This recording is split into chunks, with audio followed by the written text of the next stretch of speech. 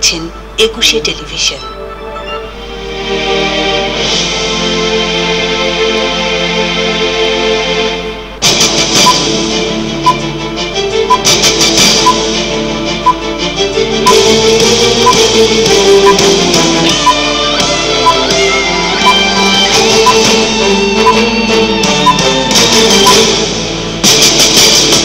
রোহিঙ্গাদের আশ্রয় কেন্দ্রগুলোতে নানামুখী সংকট, ত্রাণ বিতরণে কাল নামছে সেনাবাহিনী, ট্রাক উল্টে নিহত 10। রাখাইন সংকট নিরসনে দৃঢ় পদক্ষেপ চায় যুক্তরাষ্ট্র, গণহত্যা বন্ধের আহ্বান ফ্রান্সের, পরিস্থিতি উন্নতির দাবি মিয়ানমারের। পারমাণবিক নিরস্ত্রীকরণ চুক্তিতে বাংলাদেশের সই, টেকসই উন্নয়নে সহযোগিতা বাড়ানোর আহ্বান প্রধানমন্ত্রীর, ভোরে জাতিসংঘে ভাষণ। কমতে শুরু করেছে চালের দাম, সংকটের নেপথ্যে শুধু সিন্ডিকেট নয়, পদ্ধতিগত ত্রুটিকে দুষছেন বিশেষজ্ঞরা। তামিম সারোয়ার গ্রুপের কমান্ডার মেহেদী 4 দিনের রিমান্ডে, র্যাম্প মডেল থেকে জঙ্গি নেতা বলছে র্যাব।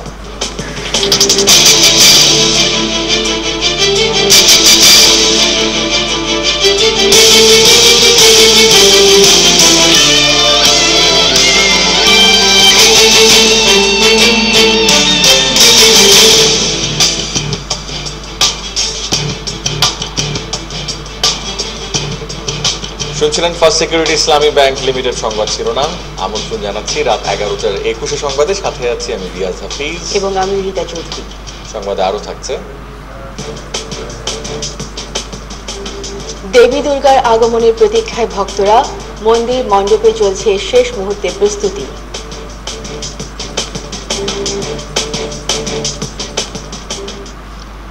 শরণার্থী শিবিরে নানামুখী সংকটে রোহিঙ্গারা। সরকার নির্ধারিত স্থানে যাদের জায়গা হয়নি তারা ছড়িয়ে ছিটিয়ে খোলা আকাশের নিচে মানবেতর জীবন কাটাচ্ছেন। এদিকে ত্রাণ বিতরণ সহ সার্বিক অবস্থা নিয়ন্ত্রণে কাল থেকে মাঠে নামছে সেনাবাহিনী। শরণার্থীদের মধ্যে যাতে সন্ত্রাসীরা না ঢুকতে পারে সেদিকে সরকার সজাগ বলে জানালেন আওয়ামী লীগ সাধারণ সম্পাদক ওবায়দুল কাদের।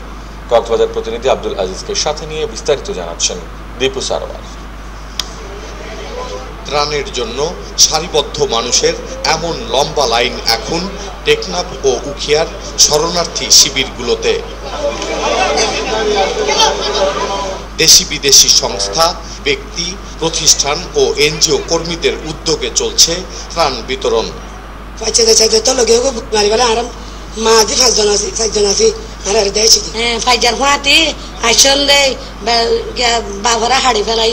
যারা কষ্ট স্বীকার করে এখানে বাংলাদেশে আশ্রয় নিছে তাদেরকে ত্রাণ দেওয়ার জন্য সবাই উদ্গ্রীব হয়ে আছে। শুধু আমাদের সিস্টেমের অভাবে হয়তো এখানে কিছুটা সমস্যা হইতেছে। বৃহস্পতিবার উখিয়ার কুতুপালংয়ে ভারতের দেয়া ত্রাণ বিতরণ করেন আওয়ামী লীগ সাধারণ সম্পাদক ওবায়দুল কাদের। এ সময় ত্রাণ বিতরণ সহ সামগ্রিক পরিস্থিতি নিয়ন্ত্রণে রাখতে শুক্রবার থেকে সেনা সদস্যরা মাঠে থাকবেন বলে জানান তিনি। আগামীকাল থেকে সেনাবাহিনী পুরোদমে ত্রাণ কাজে অংশগ্রহণ করবে এবং এই এলাকায় এই যে উখিয়া, টেকনাফে আর রোহিঙ্গা জনস্রোতের মধ্যে এখানে নানান ধরনের এলিমেন্টস ঢুকে পড়েছে। এই ত্রাণের সঙ্গে আরও অনেক কিছু এসে যেতে পারে, কাজে এখানে শৃঙ্খলার দরকার, নিরাপত্তার দরকার। ভারতীয় হাই কমিশনের সিনিয়র কর্মকর্তারাও উপস্থিত ছিলেন এ সময়।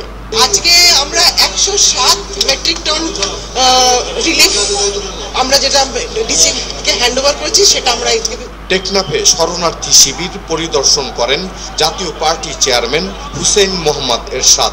একটা সেফ জোন, নিরাপত্তা জোন ওখানে তৈরি করা হোক বা জাতিসংঘ শান্তি করে দেওয়া হোক যাতে রোহিঙ্গারা তাদের জায়গা ফিরে দিতে পারে। ত্রাণ প্রার্থী মানুষেরা তাদের মাথা গোঁজার ঠাঁই নিয়ে এখনো চিন্তিত। অনেকের ঠাঁই হয়নি সরকার নির্ধারিত শরণার্থী শিবিরে। রাস্তার ধারে বা খোলা জায়গায় বিচ্ছিন্নভাবে সময় কাটছে তাদের। দিন যত যাচ্ছে শরণার্থীদের আরো অনেক সংকট উঠে আসছে। চাল, আটা, চা, চিনি সহ খাদ্য সহায়তা পর্যাপ্ত থাকলেও সংকট রয়ে গেছে নিরাপদ পানির। সেই সাথে নারী ও শিশুদের স্বাস্থ্যসেবার বিষয়টিও বড় করে চলে এসেছে। কক্সবাজারের উখিয়ার কুতুপালং থেকে দীপু সারোয়ার, একুশে টেলিভিশন। এদিকে রোহিঙ্গাদের জন্য ত্রাণ নিয়ে যাওয়ার পথে বান্দরবানের নাইখাইনছড়িতে রেড ক্রিসেন্টের একটি ট্রাক খাদে পড়ে 10 জন নিহত হয়েছে। এ সময় আহত হয়েছে 11 জন। সকাল 8:45টার দিকে বিজিবি চাকডালা সীমান্ত চৌকির কাছে এই দুর্ঘটনা ঘটে। বান্দরবান প্রতিনিধি নজরুল ইসলাম টিটুর সহায়তায় আফসানা নীলা রিপোর্ট। সকালে বান্দরবানের নাইখাইনছড়ির চাকঠালা সীমান্তের বড় ছনখোলা এলাকায় রেড ক্রিসেন্টের ত্রাণবাহী ট্রাক খাদে পড়ে ঘটে এই দুর্ঘটনা। ঘটনাস্থলেই মারা যান 9 জন, আহত হয় 12 জন।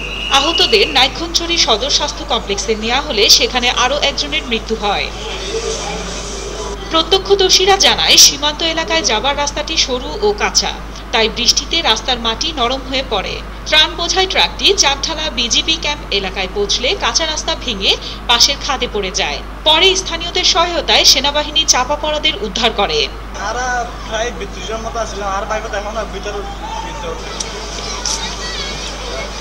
এ ব্যাপারে বান্দরবান রেড ক্রিসেন্টের সাধারণ সম্পাদক AKM জাহাঙ্গীর জানান, 500 পরিবারের জন্য ত্রাণ নিয়ে সীমান্তের বড় ছনখোলা এলাকায় যাচ্ছিল ট্রাকটি। এই অবস্থার প্রেক্ষিতে আমরা মালগুলো করার জন্য এবং গাড়িটা তোলার জন্য রেকার পাঠাইছি বা আনার জন্য ব্যবস্থা করতেছি। এগুলো আসলে পরে বাকি ব্যবস্থা আমরা করব।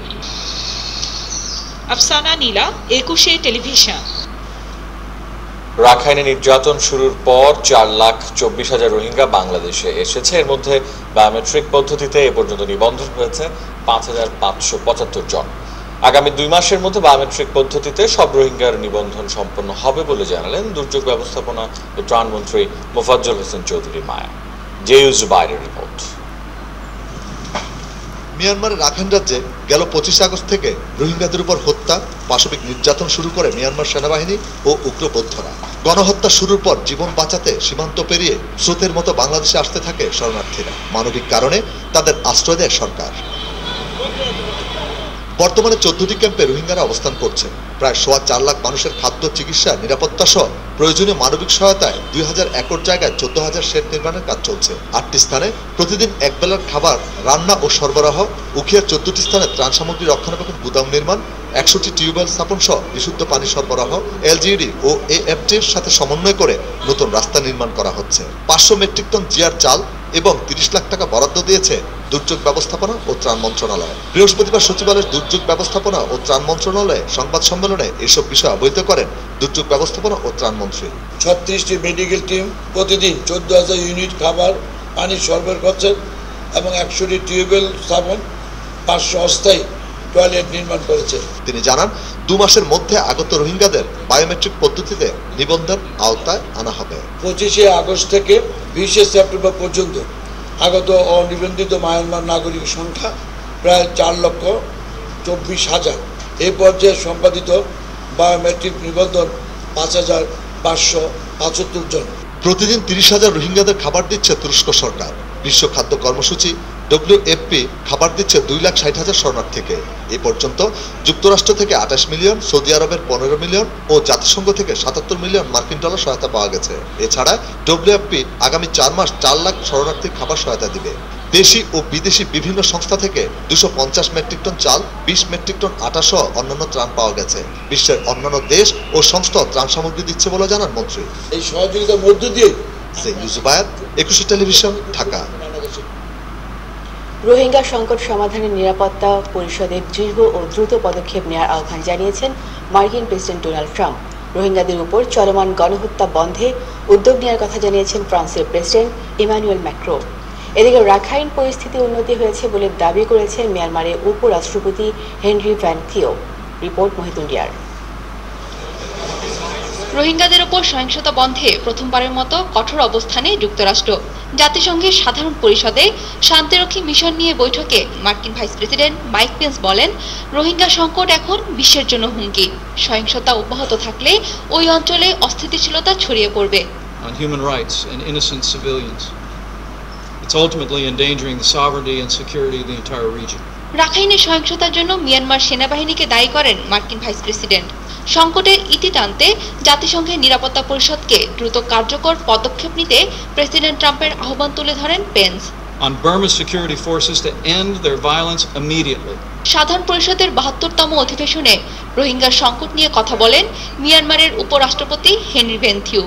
রাখাইনের পরিস্থিতি মোকাবেলা করা সরকারের জন্য চ্যালেঞ্জ উল্লেখ করে সহিংসতা বন্ধে নিরাপত্তা বাহিনীকে নির্দেশনা দেওয়া হয়েছে বলে জানান তিনি। আনান কমিশনের সুপারিশ বাস্তবায়ন ও মানবাধিকার লঙ্ঘনকারীদের বিচারের কথাও বলেন থিউ। এদিকে মিয়ানমার টাইমসের এক প্রতিবেদনে বলা হয়েছে, কমিশনের সুপারিশ বাস্তবায়নে রাখাইন পরিদর্শনে গেছেন ঊর্ধ্বতন কর্মকর্তারা। 2 সপ্তাহের মধ্যে প্রয়োজনীয় সুপারিশগুলো বাস্তবায়ন করা হবে বলেও জানান তারা। মিয়ানমার অস্বীকার করে আসলেও রাখাইনের রোহিঙ্গাদের ওপর গণহত্যা চলছে বলে জানিয়েছেন ফ্রান্সের প্রেসিডেন্ট ইমানুয়েল ম্যাক্রো। এই গণহত্যা বন্ধে উদ্যোগ নেওয়ার কথাও বলেন তিনি। অন্যদিকে রাখাইনে বাধার মুখে পড়ে রেড ক্রসের ত্রাণ সরবরাহ। আন্তর্জাতিক গণমাধ্যম বলছে, বৌদ্ধ বিক্ষোভকারীরা ত্রাণবহরে হামলার চেষ্টা চালায়, পরে পুলিশ ফাঁকা গুলি ছুড়ে তাদের সরিয়ে দেয়। এ সময় বেশ কয়েকজনকে আটক করা হয়। এদিকে মিয়ানমারের সেনাপ্রধান রাখাইনের সহিংসতার কারণে অভ্যন্তরীণভাবে বাস্তুচ্যুতদের ফিরে আসার আহ্বান জানিয়েছেন। তবে ভাষণে কোথাও তিনি বাংলাদেশে থাকা রোহিঙ্গাদের ফিরে যাওয়ার কথা উল্লেখ করেননি। সেনাবাহিনী মুসলিম জঙ্গিদের বিরুদ্ধে অভিযান চালিয়েছে বলে জানান তিনি। আর বাংলাদেশে আশ্রয় নেওয়া রোহিঙ্গা শরণার্থীদের জন্য $3,20,00,000 সহায়তার ঘোষণা দিয়েছে যুক্তরাষ্ট্র। মহিতুন রিয়া, 21 টেলিভিশন। ভিন্ন প্রসঙ্গে পারমাণবিক অস্ত্র নিরস্ত্রীকরণ চুক্তিতে সই করেছে বাংলাদেশ। এদিকে দক্ষিণের দেশগুলোর উন্নয়নে নিজেদের মধ্যে সহযোগিতা বাড়ানোর তাগিদ দিয়েছেন প্রধানমন্ত্রী শেখ হাসিনা। জাতিসংঘ সদর দপ্তরে টেকসই উন্নয়ন লক্ষ্যমাত্রা বিষয়ক উচ্চ পর্যায়ের বৈঠকে এ তাগিদ দেন তিনি। শুক্রবার ভোরে জাতিসংঘ সাধারণ পরিষদের অধিবেশনে ভাষণ দেওয়ার কথা রয়েছে প্রধানমন্ত্রীর। নিউ ইয়র্ক থেকে জানাচ্ছেন রাফিজ আদনান আদেল। প্রধানমন্ত্রী শেখ হাসিনার উপস্থিতিতে জাতিসংঘে পারমাণবিক অস্ত্র নিরস্ত্রীকরণ চুক্তি সই করেন পররাষ্ট্রমন্ত্রী AH মাহমুদ আলী। এর মধ্য দিয়ে অস্ত্র তৈরিতে পারমাণবিক শক্তি ব্যবহার না করতে বাংলাদেশ তার অবস্থান আরও সুদৃঢ় করল। পরে প্রধানমন্ত্রী অংশ নেন SDG বিষয়ক 2টি উচ্চ পর্যায়ের বৈঠকে। এতে দক্ষিণের দেশগুলোর পরস্পরের নির্ভরশীলতার উপর গুরুত্ব আরোপ করেন প্রধানমন্ত্রী। The countries in South are often well positioned to understand each other's development realities and challenges. We therefore need to promote a deeper understanding and broader exchange within the South. We are unveiling today the publication South in Action, citizen-friendly public service innovation in Bangladesh.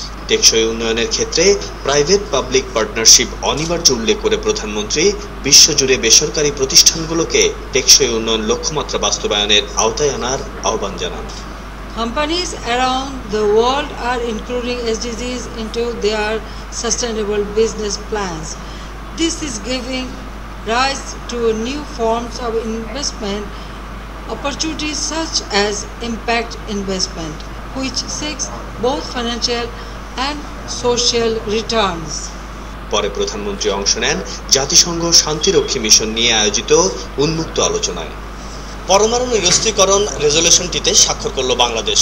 সেই সাথে জাতিসংঘ শান্তি মিশনে বাংলাদেশের অবস্থান আরও সুদৃঢ় করার প্রত্যয়ের কথাই জানালেন প্রধানমন্ত্রী শেখ হাসিনা। আর এরই মধ্য দিয়ে বাংলাদেশকে তুলে ধরার তৃতীয় দিনের সমাপ্তি ঘটল জাতিসংঘে। Rafiz Adnan Adel, 21 television, New York, যুক্তরাষ্ট্র। পাইকারি ও খুচরা বাজারে চালের দাম কমতে শুরু করেছে। মিনিকেট সহ অন্যান্য মোটা চালের দাম কেজি প্রতি কমেছে 2 থেকে 3 টাকা। এতে কিছুটা হলেও স্বস্তি মিলেছে সাধারণ মানুষের। তবে বাজার স্থিতিশীল করতে সরকারকে আরও উদ্যোগী হওয়ার আহ্বান জানিয়েছেন চাল ব্যবসায়ীরা। প্রণব চক্রবর্তী রিপোর্ট। দফায় দফায় সব রকম চালের দাম অস্বাভাবিকভাবে বেড়ে যাওয়ায় মাথায় হাত, মাছে ভাতে বাঙালির। গেল এক সপ্তাহে কেজিতে বেড়ে যায় 7 থেকে 10 টাকা। তবে সরকারের নানা তৎপরতায় অবশেষে দাম কমতে শুরু করেছে। রাজধানীর বাবুবাজার, বাদামতলী পাইকারি চালের বিক্রেতারা বলছেন, বাজারে চাল বিক্রির স্বস্তি ফিরিয়ে আনতে আরো বেশি চাল আমদানি করতে হবে। গত 2-4 দিন আগে যে বাজারটা ছিল, এখন মোটামুটি বাজারটা একটু স্থিতিশীল, একটু কমের দিকে আর কি। প্রোডাকশন হইতেছে মনে করেন 500 বস্তা, এরা বিক্রি করতেছে 200 বস্তা, তাহলে তো মনে করেন এদের হাতে রয়ে গেল গেল কদিনের তুলনায় মিনিকেট, নাজিরশাইল, 28, স্বর্ণা সহ সব রকম চালের দাম কমেছে 2 থেকে 3 টাকা। তবে দামের এই লাগাম টেনে ধরতে সরকারকে আরো কঠোর পদক্ষেপ নেওয়ার পরামর্শ দিয়েছেন বিক্রেতারা। ধানের বাজারও দেখা দরকার, যে ধানের বাজারটা হঠাৎ করে এত বাড়লো কেন? কনজিউমার পার্টি ওরা চাল কিনলে তো আপনার মিলাররা চাল পাইতো না, চাল কিনা বন্ধ করলে চালের দাম সহনীয় থাকতে পারে। শুধু পাইকারি বাজার নয়, খুচরা বাজারেও কমেছে চালের দাম। রাজধানীর হাতিরপুল বাজারের এই বিক্রেতা বলছেন, চালের দাম বৃদ্ধিতে ব্যবসায় ভাটা পড়েছে অনেকখানি। তবে দাম কিছুটা কমায় খুশি সাধারণ মানুষ। 50 পয়সা বা 1 টাকা কমাই দেয়, আমরা এখানে 1 টাকা কমাই নিয়ে আসি। ওনারা যদি 1 টাকা বাড়াই দেয় পাইকারি মার্কেট থেকে, আমরা এখানে 1 টাকা বাড়াই। একটু ভালোর দিকে যাচ্ছে, তবে যেভাবে চালের চড়াবাজার হয়েছে আমাদের পক্ষে সম্ভব না এটাকে রান করা যদি গভর্নমেন্ট এটা কন্ট্রোল না করে। এদিকে খোলা বাজারে বিক্রির কার্যক্রমের 5ম দিনে এসেও আতপ চাল কম কিনেছেন ক্রেতারা। তবে আটার চাহিদা বরাবরের মতোই বেশি। প্রণব চক্রবর্তী, 21 টেলিভিশন, ঢাকা। আমদানি শুল্ক কমানোর পাশাপাশি ঋণপত্র খোলার বিশেষ সুবিধা দেওয়ার পরও চালের দাম লাগামহীনভাবে বাড়ায় অভিযোগের তীর এখন সিন্ডিকেটের দিকেই। তবে বিশেষজ্ঞরা বলছেন, চাহিদার সাথে যোগানের তফাৎ ও মজুতদারির কারণেই এমনটি হতে পারে। অখিল পোদ্দারের রিপোর্ট। শ্রাবণের বর্ষণ, হঠাৎ বন্যা কিংবা আর সব প্রাকৃতিক দুর্যোগের কারণে মৌসুমের এই সময়ে মাত্রাতিরিক্ত বেড়েছে চালের দাম, নাকি নেপথ্যে রয়েছে ব্যবসায়ী সিন্ডিকেটের কারসাজি? চালের বাজার নিয়ে ঘুরে ফিরে এমন আলোচনাই উঠেছে সম্প্রতি। 600 টাকা প্রতি বস্তায় মিনিকেটের দামটা বাড়ছে। 3000-3100 টাকা কেনা পড়ে মুখামি, আমরা ওই দামে বিক্রি করছি, তার 20 টাকা 25 টাকা আমাদের বস্তায় থাকে। সাম্প্রতিক চালকল মালিকদের মজুদের ব্যাপারে নজরদারি বাড়ানো হলেও বাজারে তেমন প্রভাব পড়েনি, যে কারণে সীমিত আয়ের মানুষের অনেকেরই ত্রাহি অবস্থা। যারা চিকন চালের ভাত খেয়ে অভ্যস্ত তাদের অনেকেরই কিনতে হচ্ছে মোটা চাল। গত সপ্তাহে এর চাইতে ভালো চাউল নিয়ে গেছিলাম 48 টাকা, আজকে সেখানে 55-54 চাচ্ছে। আমি তো এখন হেজিটেট করতেছি কি খাবো। যদিও চালের এই দাম বাড়ার আভাস ছিল বেশ কমাস আগে থেকেই, বিশেষজ্ঞরা বলছেন তখন থেকেই সতর্ক হওয়ার দরকার ছিল খাদ্য মন্ত্রণালয়ের। আমাদের নিজস্ব যে খাদ্য নিরাপত্তা, আমাদের নিজের উৎপাদনের উপর ভিত্তি করে সেইটার উপরেই বেশি আমাদের জোর দিতে হবে। আর আন্তর্জাতিক বাণিজ্যের যে সুযোগগুলি আছে এগুলো আমাদেরকে দেখতে হবে, বাজার পর্যবেক্ষণ করে কখন আমার স্টক ভালো করতে হবে, কখন আমার ক্রয় করতে হবে, আমদানি করতে হবে। এটা যদি একটা জনমনে আস্থার সৃষ্টি করা যায় তাহলে আমার মনে হয় যে এই পর্যন্ত যেটুকু বেড়েছে আর বাড়তে দেওয়াটা তো ঠিক হবে না। এটা মানুষের ক্রয় ক্ষমতার উপরে আরো বেশি বিরূপ প্রভাব পড়বে। দাম বৃদ্ধির নেপথ্যে শুধু সিন্ডিকেটের কারসাজি মানতে নারাজ বিশেষজ্ঞরা। অবিলম্বে খাদ্য অধিদপ্তরের পদ্ধতিগত ত্রুটি দূর করার পরামর্শ তাদের। সুতরাং সরকারের এই ফুড স্টক, এটার আমদানি, চাহিদা এবং সরবরাহের সাথে ভারসাম্য, মূল্যের যে প্রত্যাশা সেটাকে একটা স্থিতিশীল পর্যায়ে রাখা, এই সবটাই কিন্তু আমাদের অপেক্ষাকৃত যারা স্বল্প আয়ের মানুষ আছেন, প্রান্তিক জনগোষ্ঠী আছেন, তাদের স্বার্থের কথা বিবেচনা করেই আমাদেরকে সিদ্ধান্ত নিতে হবে। একই সঙ্গে আরো কৌশলী হয়ে দ্রুত আমদানি বাড়ানোরও পরামর্শ দেন বিশেষজ্ঞরা। অখিল পোদ্দার, 21 টেলিভিশন, ঢাকা। তামিম সারোয়ার গ্রুপের কমান্ডার মেহেদী হাসানকে 4 দিনের রিমান্ডে নেওয়া হয়েছে। এর আগে ঢাকার বনশ্রী এলাকা থেকে তাকে গ্রেপ্তার করে র্যাব জানায়, এক সময়ের র্যাম্প মডেল মেহেদী হাসান নিষিদ্ধ জঙ্গি সংগঠনের প্রথম সারির নেতা। ঢাকার দারুল ইহসান বিশ্ববিদ্যালয় থেকে বিবিএ পাশ করা মেহেদীর বাড়ি পটুয়াখালীর বাউফল উপজেলার রাজাপুর গ্রামে। তার বাবা খোরশেদ আলম পুলিশের একজন অবসরপ্রাপ্ত এএসআই।